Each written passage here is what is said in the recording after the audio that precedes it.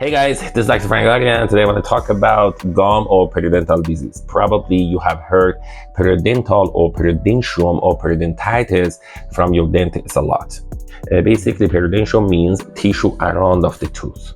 Today we want to talk about all the disease can cause problem or any kind of like a disease for tissue around of the tooth, which includes from gingivitis, periodontitis, gum recession, and periodontal abscess. Before we explain this, we have to know anatomy of periodontium. Basically, tissue around of the tooth includes from gum, which is this paint right there, bone, which is this, periodontal ligament, which is this purple, and cementum, which is the tissue covered in the root. Basically, tooth is not really glued to the bone. There's a space between the tooth and bone, and tooth is kind of fluctuant inside of the bone. And periodontal ligament, which is this purple, is going to attach the tooth to the bone. It's kind of mediator. So any kind of problem to that PDL, it can cause problem for the tooth, which is called periodontitis.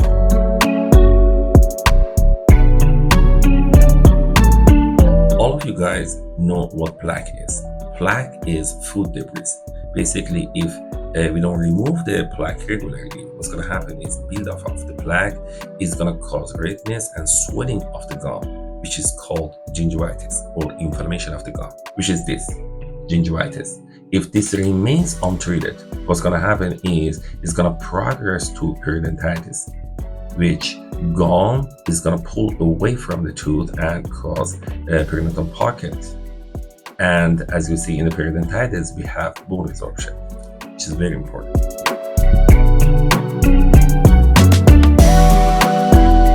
Now, let's just see what periodontal abscess is.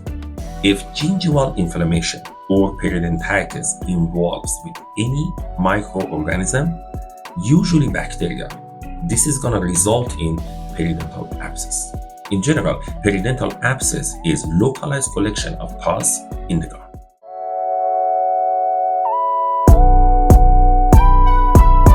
Now, let's just see what endoperiolesion lesion is. If periodontitis or periodontal abscess spread to the root tip, we're gonna have periapical abscess also. Basically, periodontal abscess associated with periapical abscess. This is called endoperiolesion lesion.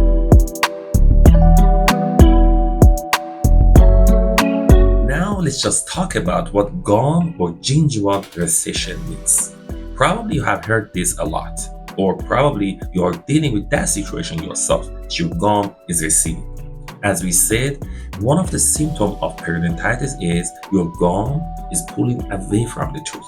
If that can causes loss of the gum tissue, you are dealing with gum recession.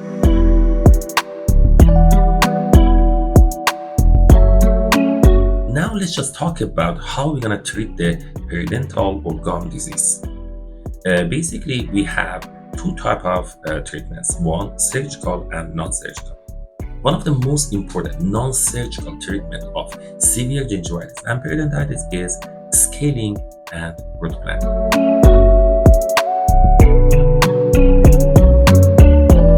What is the scaling and root planning?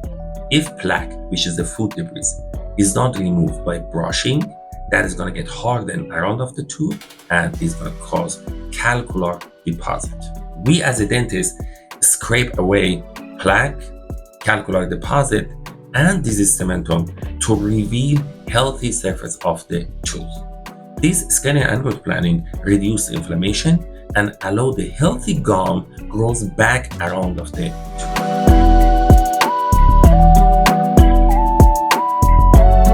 Sometimes we have to place antibiotic in periodontal pocket between the tooth and gum to facilitate healing process. So what we do is we place the antibiotic, which mostly or usually in a powdery shape, between the gum and tooth to minimize the bacterial level in periodontal pocket. The best brand at this moment is Aristine. It's like it works really, really good and does miracles sometimes.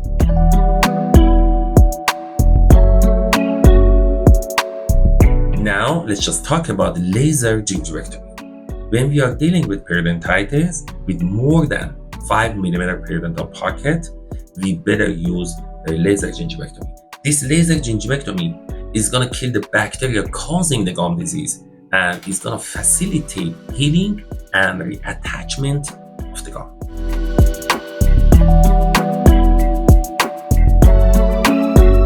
Let's just talk about one of the very efficient periodontal treatment, which is called GTR. We use this for periodontitis, gum disease, or sometimes for implant, guided tissue regeneration. So when we are dealing with more damaged tissue, what we do is we create the flap, we reflect the flap in the area, and then we remove the diseased gum or diseased bone actually from the area, and we put the membrane.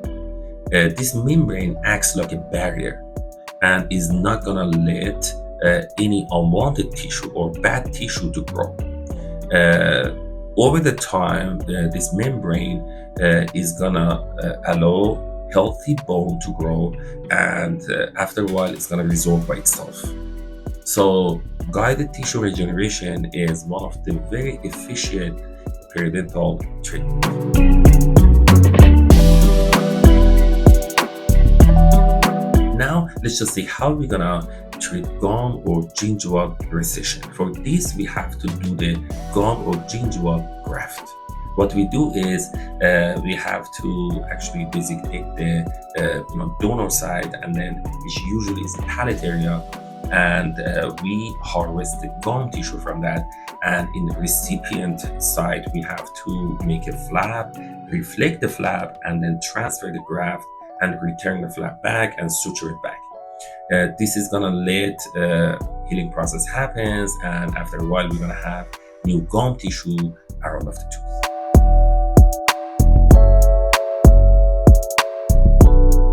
Now let's just talk about frequently asked questions about gum disease.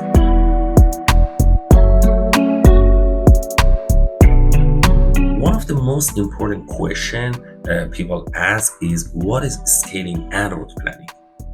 Scaling and root planning is a non-surgical treatment for periodontitis or severe gingivitis to remove plaque, calcular deposit, and disease cementum.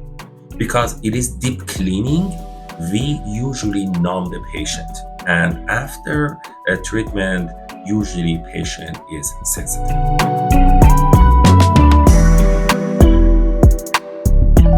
Another question is why we need scaling and root planning.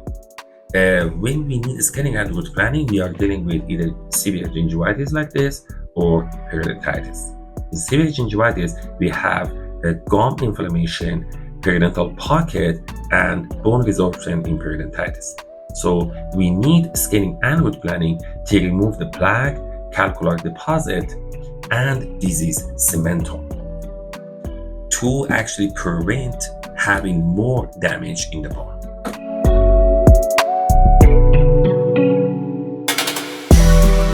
One of the question is how long I'm gonna need scaling and root planning treatment.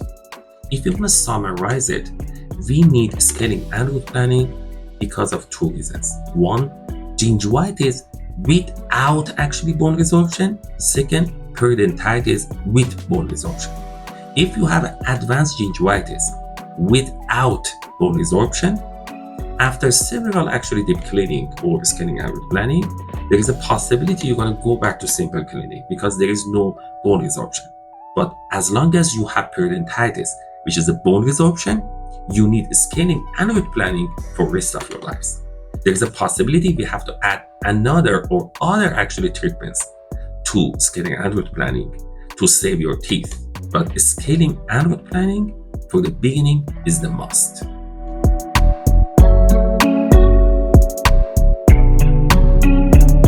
Another question is how this scaling and root planning is done by dentists. We as a dentist, we do scaling and root planning using Cavitron. Cavitron tip is like this. We use this to remove the plaque and calcular deposit using ultrasound activity. And after we're done with the Cavitron, we use the hand instrument to remove the remaining plaque and calculoid deposit from the root and smoothen the root area. This is what is called root planning.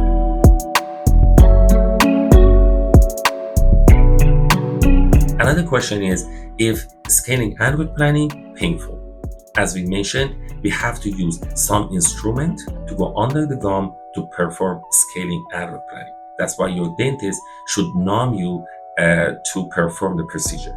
But after the procedure, sometimes when numbness goes away, you feel some sensitivity. That's why your dentist should prescribe you non-steroid anti-inflammatory like ibuprofen or some medication like that.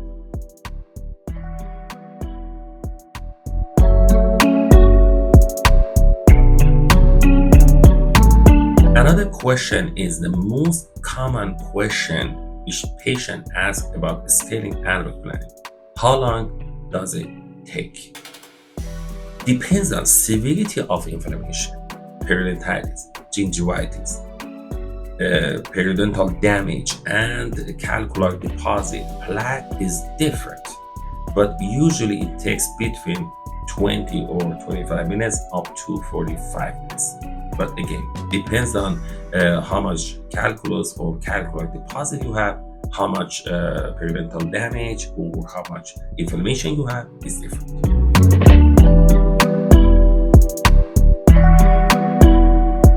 One of the another most common question which patient they ask is, if after scaling and root planning, my gum recession is going to go back to normal? Answer is no. Scaling and root planning is going to prevent receding your bone and gum. It's not going to replace it.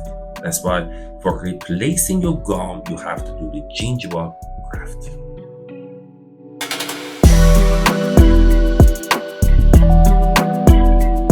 Another question is, how long is it going to take my gum to be healed after scaling and root planning? The answer is between 5 to 7 days.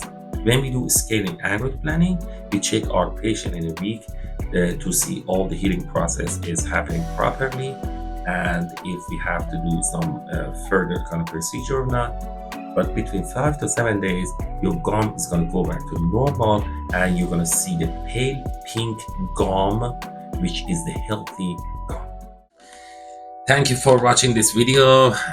Please like and share this video, and ask any question you want to ask. I can answer you or just make a video out of it. Please just support me. Thank you, and see you around.